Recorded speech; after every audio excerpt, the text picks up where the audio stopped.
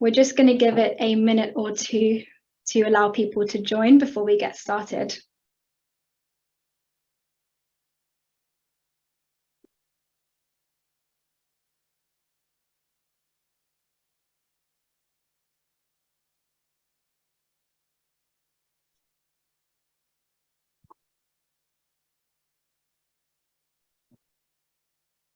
Hi everyone, thank you. We're just going to be another minute or so and then we'll get started.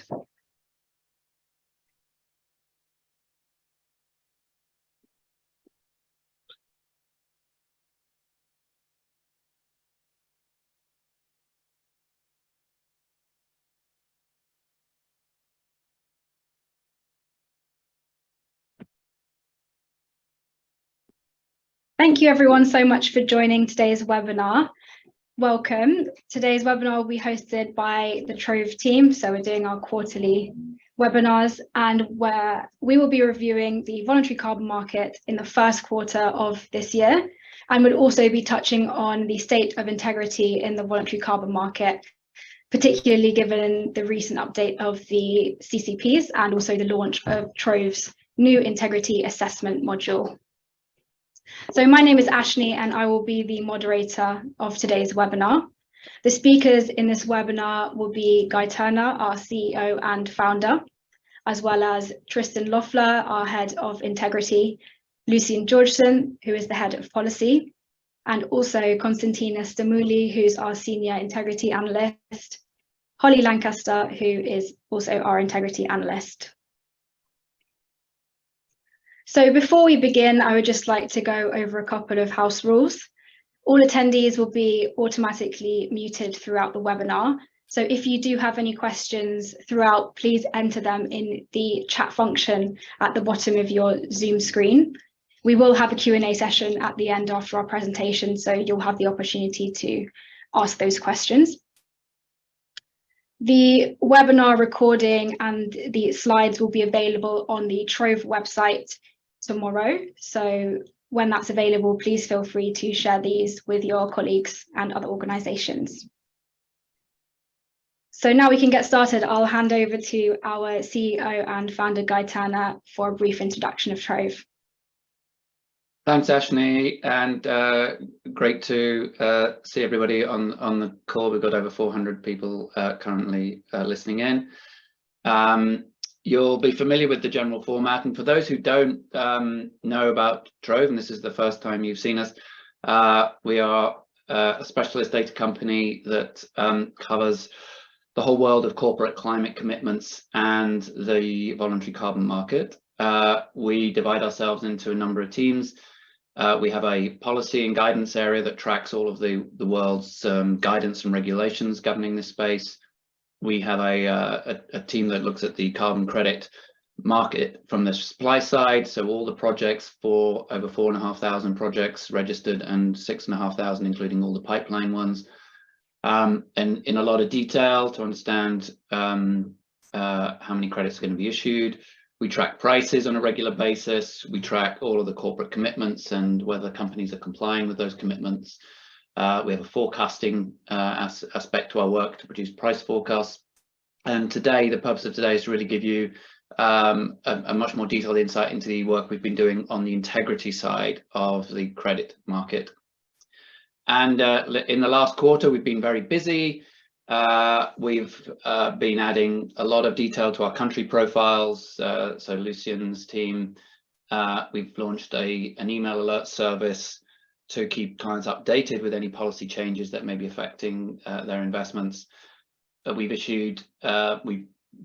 added a lot more content to the projects and transactions, project level issuance projections, enhanced data on which companies are retiring which credits, and also a fire tracking a service to keep clients alerted to any fires that may be happening for nature-based projects around the world. We've added futures prices to the pricing platform. The corporate commitment side is also improved with detailed interactive company profiles. We've got the integrity module being launched, which we launched last week. And we've also updated our demand, supply and price scenarios which we do on a regular basis 4 times a year. And these, these are now cast in the light of the most recent dynamics that we've been seeing in the market. Although the forecasts go out 30 years, they are hooked into what is going on today. So those are some of the updates that we've launched in the last quarter. Just in terms of the contents of this today's webinar, we'll quickly run through the latest market dynamics, and then we're going to sort of major on this issue of integrity by what we just talking about what we mean by integrity. Lucian will talk about the ICVCM's core carbon principles, and then Tristan and his team will run through how we go about quantifying the integrity of individual projects and credits. So just let me start with some of the key themes that we've seen in the last quarter in the global carbon credit market. We commented on this in January that there is a mix of headwinds, tailwinds, and crosswinds, and that vortex of winds is still around. We are seeing ongoing geopolitical tensions, China, Russia, US,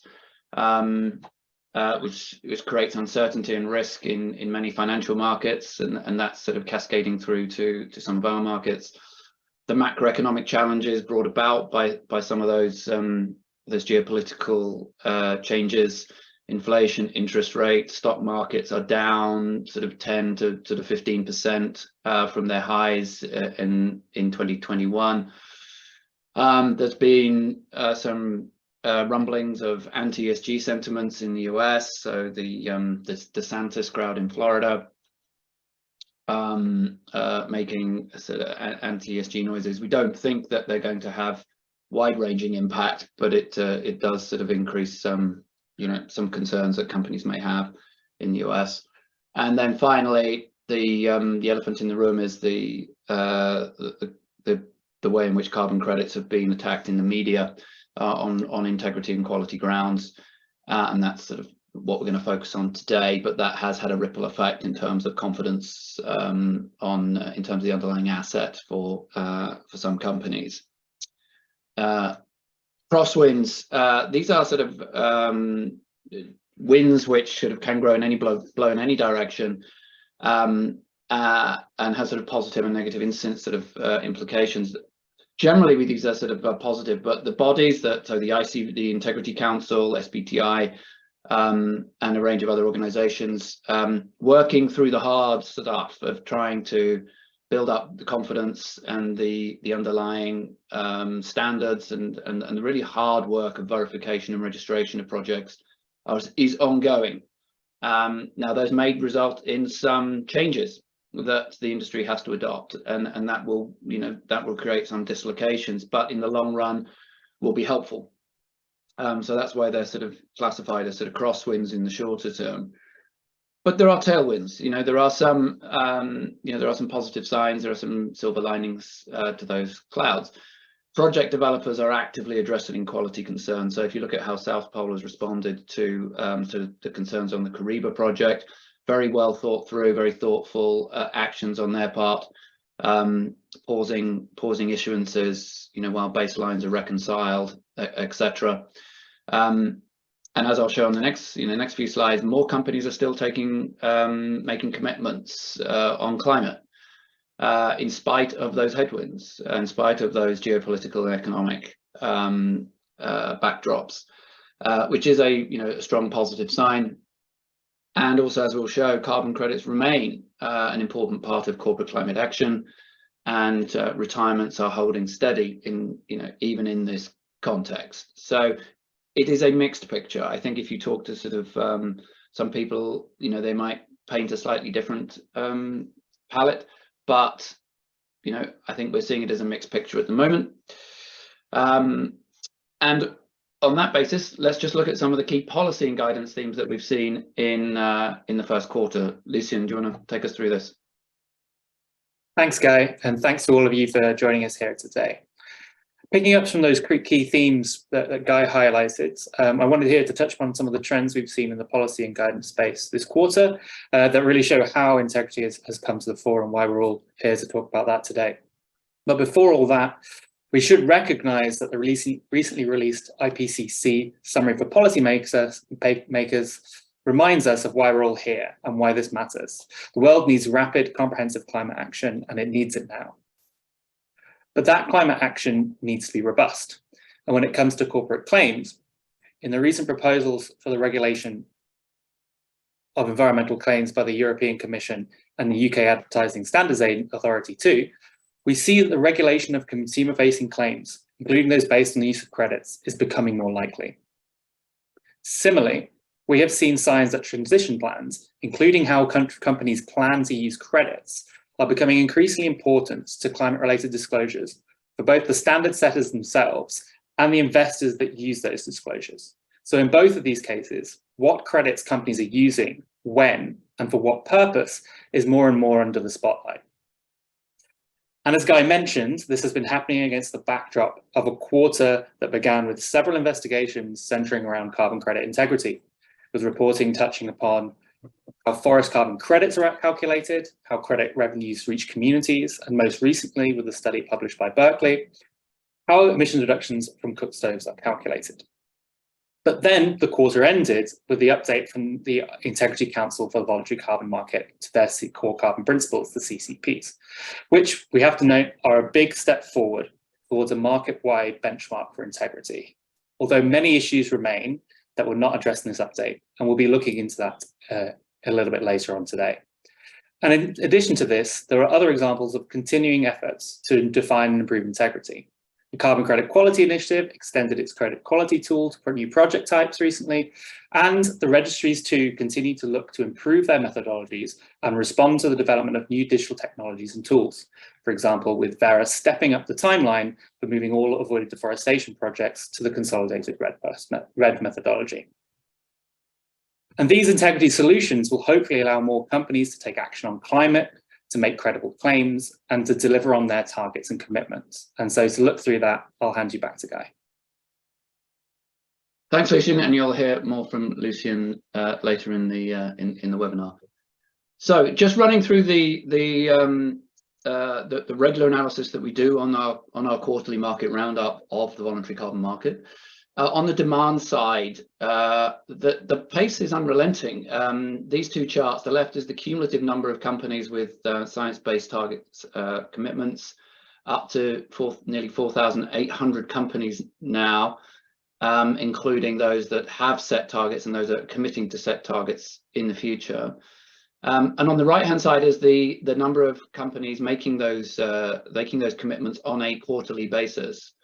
So we have seen in Q1 alone, and this is remarkable given that economic and geopolitical backdrop I mentioned earlier, over 780 companies making those new commitments. Yes, they are longer term into the future, but 340 companies set net zero, i.e. 1.5 degree pathway targets in Q1, which is a record to date. And there's some big companies there, KPMG, Red Bull, and some tech companies, Lenovo, Dell, Sumitomo Rubber. So some big companies, NL in Italy. You know, there have been other movements as well. Some of the oil companies, so Shell has ruled out making any commitments on its Scope 3 emissions targets, and BP has taken its 2030 target down from a 35 to 40% reduction down to a 20 to 30% reduction. So some sort of backtracking in the oil and gas sector, but maybe more than compensated by increases in commitments in other parts of the corporate marketplace. On the supply side, quarterly issuances made a significant decline from Q4 last year, down to 75 million tons, down from 140. That was largely due to the Q4 number being so high, and in particular, comprising a large and unique part of jurisdictional RED issuances. But that 75 is sort of fairly, fairly average from what we've seen on a quarterly basis for the last 3 or 4 quarters, and a mix of really holding the same mix of renewable energy, RED plus, and restoration projects and energy efficiency. So nothing sort of uniquely remarkable about that. What is remarkable, I think, is given that economic, those challenging economic conditions and all those other headwinds I mentioned, that retirements in Q1 were identical to those we saw in Q4 last year at 48 million tonnes, and that covers all of the registries that we now track. So that is not an increase. We and a lot of other people, sort of commentators, were expecting this market to grow considerably over the sort of 2022-2023 period, but it's holding firm. None of those predictions that were made in 2021 that anticipated the invasion of Ukraine and the ripple effect of inflation and interest rates and asset deflation that we've seen since. So that's quite a resilient picture, I think. What also we track on a regular basis is the surplus. So over that period of time, the surplus in the market, the quantity of credits that have been issued but not yet retired, still is increasing. It's over 800 million tonnes now. Now, will all of that come to market? We don't know. There may be a substantial part of that remains stranded, particularly the longer dated vintages, those perhaps that fall off the lower end of the integrity assessments that Tristan will go through. But it is a substantial number, and it's something that we have to keep an eye on. In terms of prices, this is the longer term quarterly and monthly pricing profile. The volume weighted average price that we collect through all of our OTC and exchange based pricing sources. The price peaked back in Q1 2022 at about just over $10 a ton. Then we had the Ukraine war started. That was followed by the inflation and interest rate and stock market challenges that saw prices continue to decline, and that's been further hit by the integrity concerns that we've seen over the last 6 months and the adverse media reporting. But even so, even over that last period, that last 6 month period, the volume weighted average price has come down from $7 to only $6. And I think if you were to just read the comments in the media, you would have perhaps taken a very different impression. So I would paint a picture of a more resilient market than you may have heard from some quarters. That volume weighted average price is made up of a number of different sub-project types and even more detailed projects beneath these. But this is the regular chart that we show. And the pattern here is the nature-based projects, nature restoration, which includes a range of different project types, from new forest growth to blue carbon, such as mangroves and seagrass, trading a substantial premium to the more engineered solutions of renewable energy, energy efficiency, or fuel switch, or non-CO2 gases. And those nature projects trading at $10 to $14 a ton, maybe up to in some cases much higher. Whilst those, the engineered solutions sort of suffering more from the pressure on downward prices of downward prices. So that's where we are with the demand, supply, and prices. Just to note that since the Guardian article produced its article on the RED Plus issues, that has had an effect on those prices, but has somewhat been offset by increases in nature restoration projects, which have sort of different fundamental integrity characteristics. And I will hand over now to why integrity is important. Thanks, Guy. Clearly, as Guy said, the issue of integrity has really been at the fore this quarter. I'm sure most people on this call probably don't need much convincing as to why integrity is such an important topic.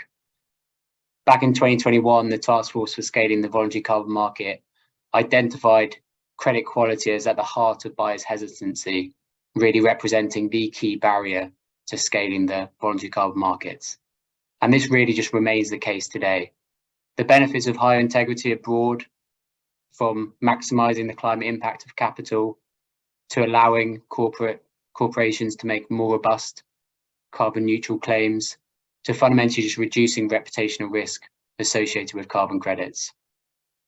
And we strongly believe that higher integrity fundamentally will unlock that investment in capital. And so while consensus exists on why integrity is important, so far less consensus has existed in terms of exactly defining what integrity is. And fundamentally, integrity can mean different things to different people. But we believe there are some common principles emerging here. And really, the concepts of integrity can fit into a few different categories. Firstly, this idea of emissions impact integrity. So how much CO2 has been reduced or removed. In theory, each credit should reduce or remove 1 tonne of CO2. Secondly, implementation integrity. So how did that project remove that CO2? And what were the implications of that project implementation on other stakeholders around the project? And finally, usage integrity. So how are the credits reviewed and used, and is there integrity in terms of the credit usage itself? And beneath each of these factors, there are a bunch of criteria that, again, we believe there's emerging consensus over. So within emissions impact integrity, we focused on concepts like additionality. So have those emission reduction or removals, are they additional? Would they ever been achieved otherwise without carbon credits? Quantification, how accurately have the emission reduction or removals been estimated? And permanence, ensuring that any removals or reductions won't be later reversed. Core to our focus in integrity assessments is also on those implementation integrity factors.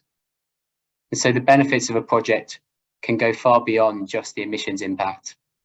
And co-benefits is a key part of this. So really assessing what are the sustainable development impacts of the project outside of its emissions impact. Legal and ethical is a fifth criteria that we find incredibly important. And this is really trying to understand, are there any legal and ethical concerns around the project or project developer, whether it's to do with financial crime, fraud or corruption risks that impact the integrity of a project. And finally, delivery risk. So particularly when buyers are buying credits that have not been issued and where those emission reductions have not already been achieved, is there risk in those outcomes being achieved in the longer term? And in terms of usage integrity, we also clearly want to ensure that credits are used in a transparent way and a way that ensures that claims are not double counted. And so these are sort of the key principles we look at across the integrity spectrum. Really, these can be assessed at different levels, whether it's the program level, the project type, or the individual project level. And there are different existing initiatives underway for each of these levels, which I'll hand back to Lucian to go through. Thanks, Tristan. As these integrity issues exist across the 3 broad categories that Tristan highlighted, and they can be best tackled at different levels and from different angles. And because of this, we see a range of activities and initiatives underway to improve and to tackle different aspects of integrity. The first of these to note is that the independent registries themselves are continuing to improve their approaches across these areas. But it takes time to conduct the necessary due diligence and stakeholder engagement properly to continue to improve methodologies and standards. We also hope to see the Article 6.4 mechanism take a robust approach to these issues as the technical work continues under the UNFCCC during 2023. Secondly, we have international initiatives that are looking to have an impact on the whole of the market, with the Integrity Council for the Voluntary Carbon Market, the VCM, looming large in the equation here. But we can also highlight ICAO's CORSIA scheme for offsetting aviation emissions here, as it has established standards for assessing both credit programs and credit types.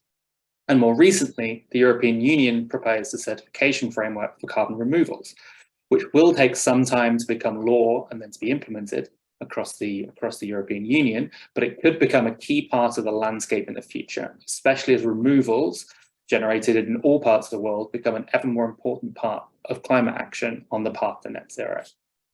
Thirdly, there's the publication of non-binding but practical and detailed helpful guidance on credit use that speaks more to the usage integrity category that Tristan outlined, but it also will help buyers to identify, based on the criteria that they propose, high quality, high integrity credits for their specific purposes. And fourthly, there are innovations and solutions from the private sector.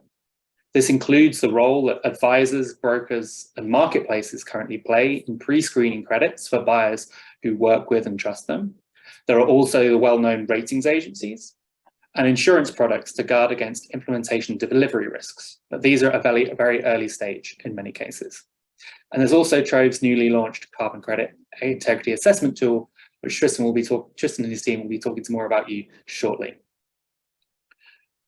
As the CCPs will be integrated into the functioning of the market through labelling in the registries, their potential impact is significant. So we want to look at them now in a little bit more detail. Broadly speaking, the CCPs are a framework developed by the ICVCM to provide a benchmark of credit integrity across the whole market. They were previously released in draft form for consultation last summer, and thousands of responses were submitted. Now, a part of the CCPs relating to carbon crediting programs has been revised and relaunched. The CCPs broadly now still have a similar structure to the draft version, but there are some such changes, both small and more significant. One of the principal changes relates to the governance area, which now uses the CORSIA scheme's eligibility criteria as its starting point, with some extra criteria for each of the 4 governance themes. One example of an extra criterion that goes beyond CORSIA is the CCP's requirement for programs to have an independent grievance mechanism. And this is one area where some of the registries already approved by CORSIA may have to strengthen or revise their operations to then meet the CCP criteria. The level of assessment below the program has been redefined as the category level, which is slightly different to how we may think of a credit type or a project type or a methodology, and may take into account more granular criteria, like the specific tools or modules used underneath a methodology or the geographical location of the project. However, the category assessment framework was not released at this point, so we don't know how these have changed yet or how this development will play out. For example, some of the aspects of the program-based criteria that were not included in the new version, perhaps those related to RED Plus credits only, for example, may be reinserted into the CCPs at the category level in the next release at the end of June. And so then, if we look at the breakdown of the CCP's approach, we can see what elements of integrity will be assessed at the program level, which we can already see, and what will be evaluated at the category level, which we will see at the end of June.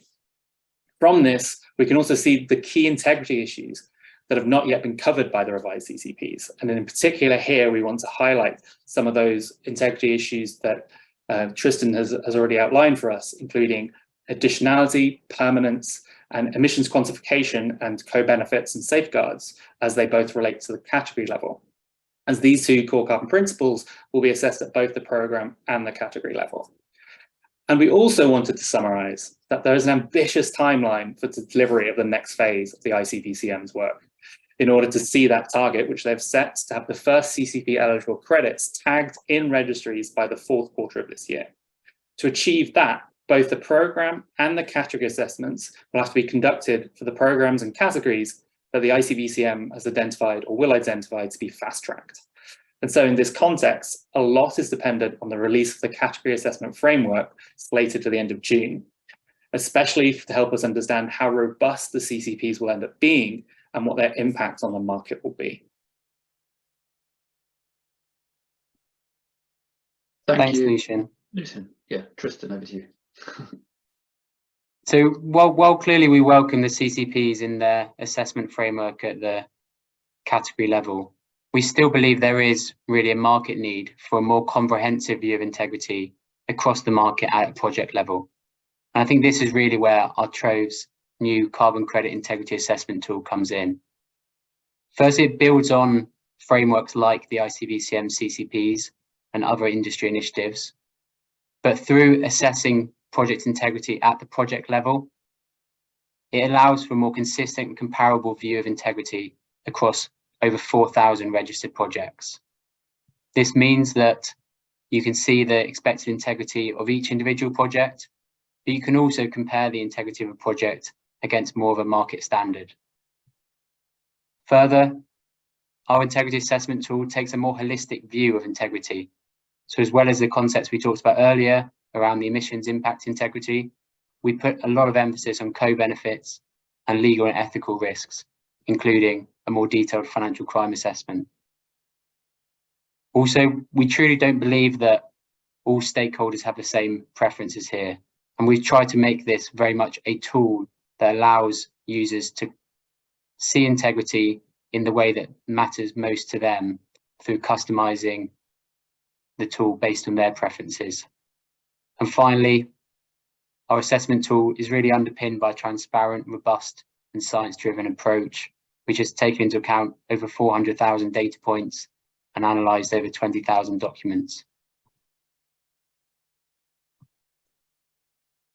So how have we done this?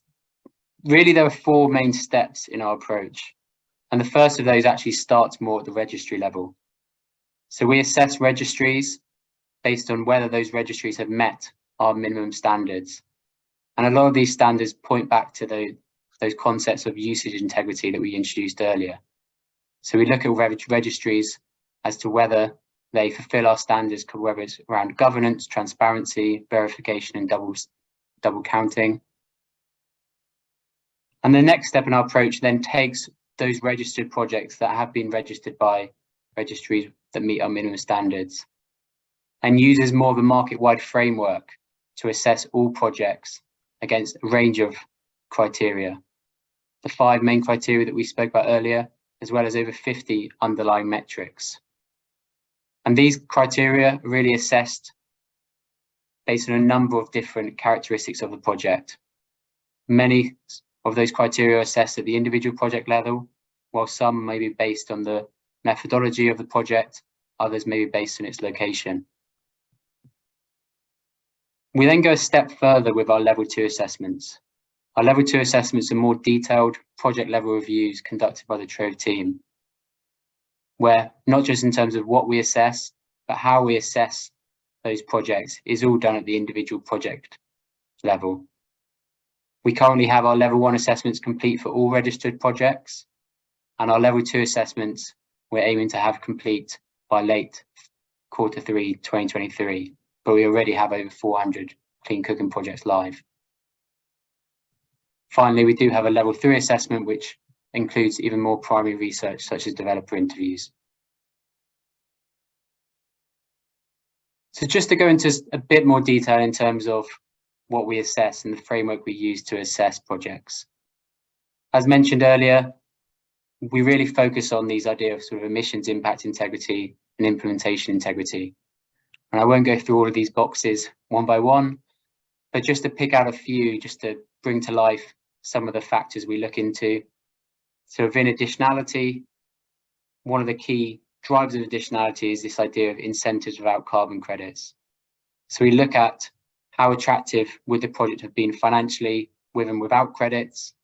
Are there significant barriers that would have prevented the project going ahead if it wasn't for the use of credits?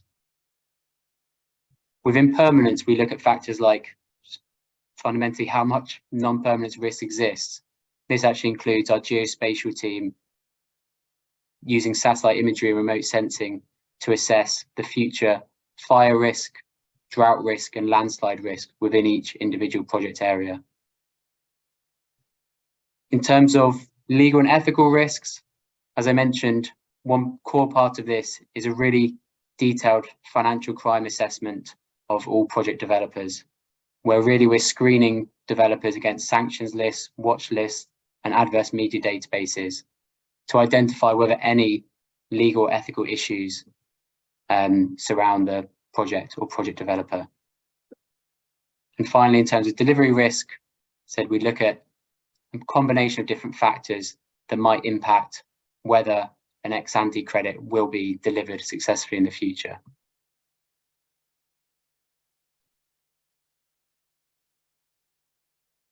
And as mentioned before, our assessment approach really builds on the work of initiatives such as the CCPs. In this way, it means that our integrity assessments complement the CCPs and really directly represent a more detailed and comprehensive assessment. We actually did publish a blog last week that goes into more detail on how our tool is aligned to the CCPs, and that blog can be found on the Trove website.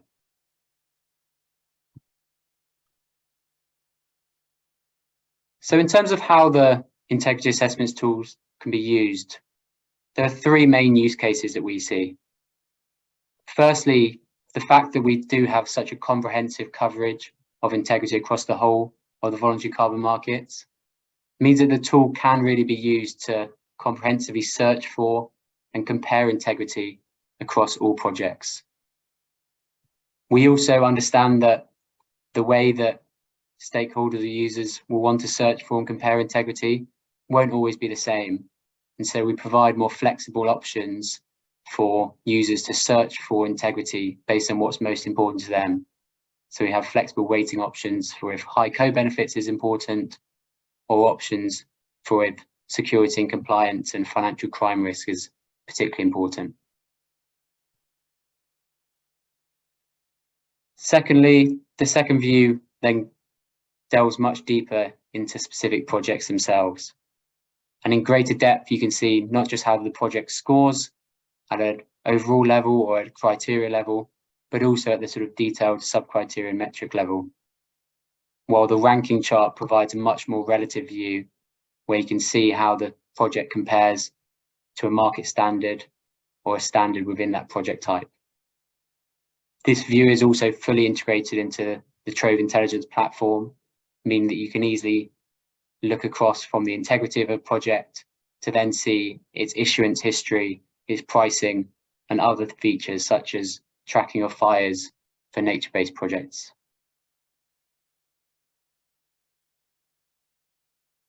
And finally, in terms of that comprehensive coverage, it really does allow us to look at and understand trends in the market with an integrity perspective in mind. So users can use this tool to see how integrity differs by project type, subtype, or region. And really, to start giving you a sample of some of those insights, I'm going to hand over to Konstantina, then Holly, to go through some of the key findings that we found so far from using this tool to assess market trends. Perfect. Thank you, Tristan. So when we look at the distribution of the overall integrity scores, it is clear that there is a wide variability in the project performance when assessed against the 5 criteria. There is no perfect project, but what you can see is a scale of high to low risk projects. Our scoring range starts from 1, being high risk, to 5, where the risk is minimum. And this chart shows how all 4,350 projects that we have analyzed perform in terms of mitigating the inherent risk present in every project type. The results have been derived using a balanced weighting factor across the 5 criteria. There is a widespread and variability in the score distribution within the same project type as well as across project types. Different project types, on average, score different to each other. However, there is significant variability even within the same project type. In our level 1 assessments, there are no projects that score a 5 out of 5, with only a few clean cooking projects scoring in the range of 4 to 4.5. This shows that there is inherent and residual risk in all project types, and it is necessary to practice pragmatism rather than perfection.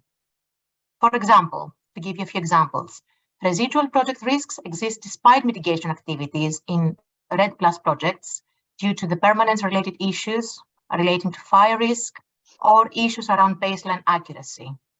As another example, clean cooking projects could face issues and risks around carbon quantification and baseline accuracy. And similarly, non-CO2 gases projects have issues around carbon quantification and additionality. However, since there is no single definition of integrity, a project's overall integrity will depend on the preference of the users, as we will see in the next slide. How the market and various companies choose the projects. If we can change the slides. Perfect, thank you. How the market and various companies choose the projects depends highly on the value and the weight they place on each of the criteria. In this chart, we can see how the profile of the score changes when the weighting of the criteria changes. In chart 1, projects that perform better when high co-benefits is the preference show that clean cooking and REDD+ projects score better in comparison to other projects. Whereas for other companies or users that may only be interested in the carbon-only portion and carbon quantification aspects of the projects, we can see in the second chart that renewable energy, clean cooking, and non-CO2 gases projects would score better. Finally, for some more security-focused and risk-averse users, possibly in the financial sector, for example, aspects like legal and ethical risk are likely even more important to ensure that there are no financial crime risks associated with the project, in which case they could find available options in all project types as shown in the last chart. Underneath, you could see the same results, but per volume of retired credits. And now I will pass on to Holly to discuss how buyers' values reflected in the credit price and how that correlates to integrity scores.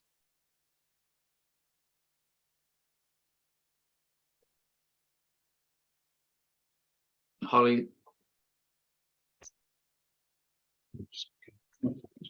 Thanks, Konstantina. So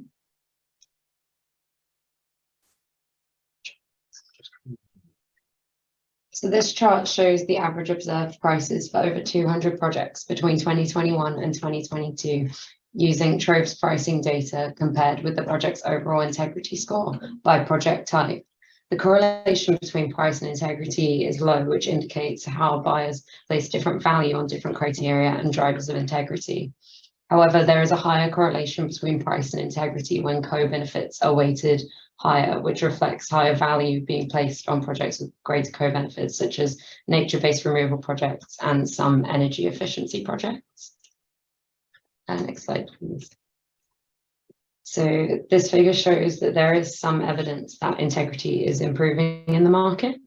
The average integrity scores have increased from 3.3 in projects starting in 2000 to 2009 to 3.5 in projects starting in 2019 to 2023. This is influenced by a market shift towards a higher integrity project types such as nature restoration, energy efficiency, and carbon engineering. In addition to this, integrity levels have been improving within all project types over time. This could be driven by improvements in methodologies to better account for the risks of certain project types, higher compliance, and emphasis on concepts such as co-benefits. I'll now hand back to Tristan to summarise. Thanks, Holly. Just quickly, I'd say these are really just some of the insights from our tool, and it's the good thing about having assessed over 4,000 projects is it's really unlimited amount of insights that we can get from it. Just to say, we will be publishing a more detailed state of integrity report, which will have a much more comprehensive view of the insights we've seen from the tool, which will be available to subscribers on the Trove Intelligence platform. And I'll now hand back to Guy to do our usual quiz question. Thanks, Tristan, and thanks, Holly, and the team.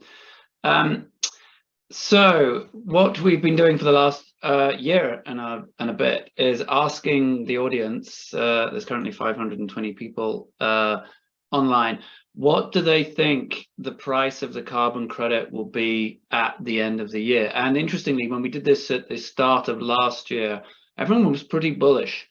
And gradually over the year, the profiles of expected prices towards the end of the year declined. And it's going to be really interesting to see what you think the market is going to do for the rest of this year. So two questions. One, what will carbon credit prices be at year end 2023? And secondly, what will the premium be for CCP eligible carbon credits at year end?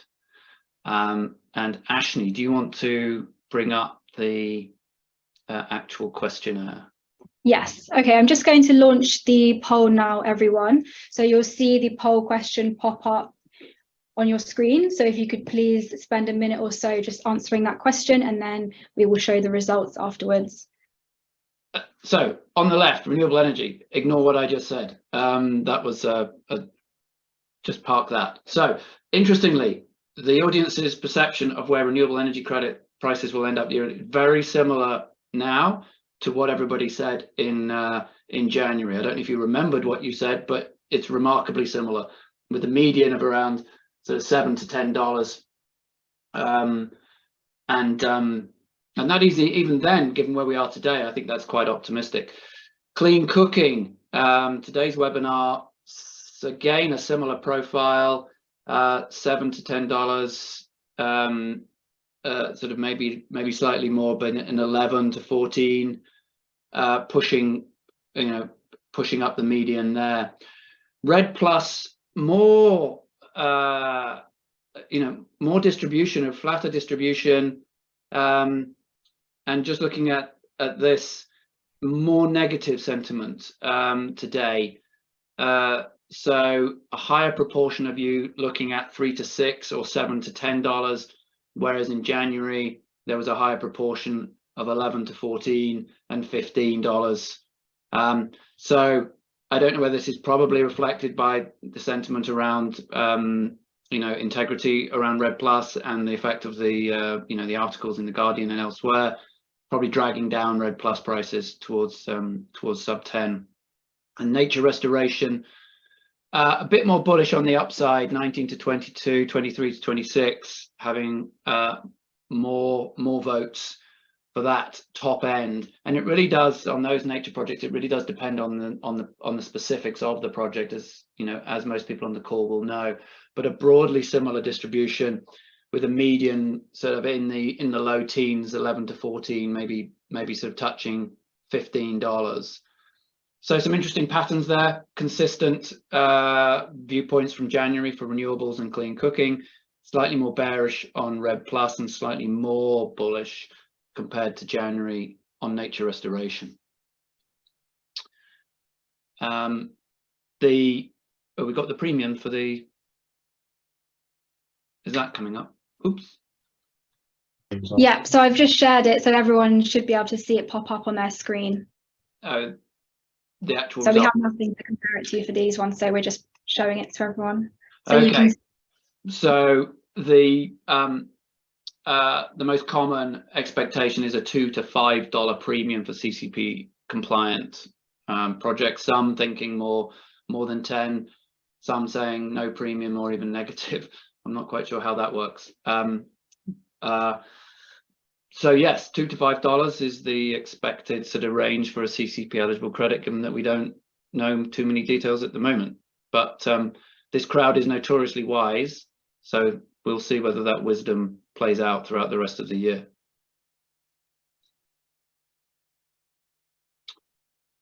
And then if I drop that out. So do you want to do any more questions, Ashni, if we have time? Yeah, I think we have a couple of minutes, so I'll go through a couple more questions. So thank you again, everyone, for all of your questions. Another question that we got that I think would be quite interesting to answer for maybe Lucian is, how many credits do we think will actually become CCP approved? Thanks, Ashni. Thanks. It's a great question, but unfortunately the answer is the jury's still out. When we had our September webinar touching on credit quality, we posted our preliminary findings based on the draft CCPs, saying that 0 credits would currently meet all the requirements to be CCP eligible and tagged as CCP approved. And right now we have to wait and see until the rest of the CCP's framework is released in the end of June, when the category assessment framework is released, and we can start to see how credits may be assessed in their entirety against that. All we can say for now is that it really seems that it's more likely that the main sort of crediting programs, the main standards, it's more likely they'll be able to get themselves approved against the program criteria than it did before under draft CCPs. But that, as we've said during this webinar today, that's only part of the picture. So unfortunately, we can't say yet. Thank you so much, Lucian. So I think we have time for maybe one more. So maybe this question could be for Konstantina. So are there certain project types or projects that carry an inherently higher value and integrity than others? And which project types on average score the highest? Perfect. Thank you, Asni. So in general, projects of some project types do score better on average on certain criteria. For example, clean cooking and nature-based projects have high inherent co-benefit potential, and renewable energy projects inherently carry low permanent risk, but often they have some additionality challenges. At an overall integrity level, the attractiveness of different project types will therefore be highly dependent on your preferences. If co-benefits are particularly important to you, then the value of a project may be very different to a buyer who only values the emissions part integrity. So the drivers of integrity are complex though, and we still see significant variation of scores within project types too. Ultimately, there are good projects within every project type, and it's up to the user to select preferred projects based on the scoring. Perfect. Thank you so much, Konstantina.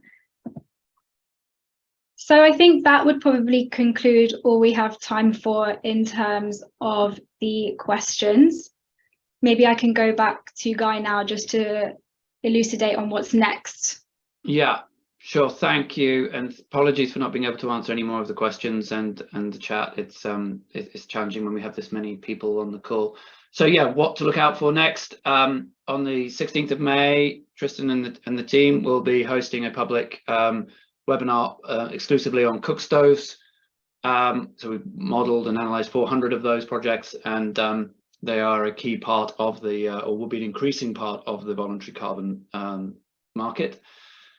So please sign up for that if you're interested. And then sort of key sort of signposts on the policy side.